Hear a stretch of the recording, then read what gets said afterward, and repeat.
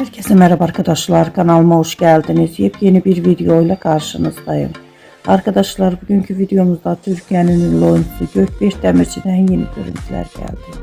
Gökberk Demirci arkadaşlarıyla birlikte eğlenceli mekandan muhteşem görüntülerini sosyal medya hesabından paylaştı. Ben de bu görüntüleri sizler için YouTube kanalımda video halinde sunuyorum arkadaşlar. Umarım beğenirsiniz. Videomu beğendiyseniz kanalımı izlemeyi ve bildirim butonuna basmayı unutmayın.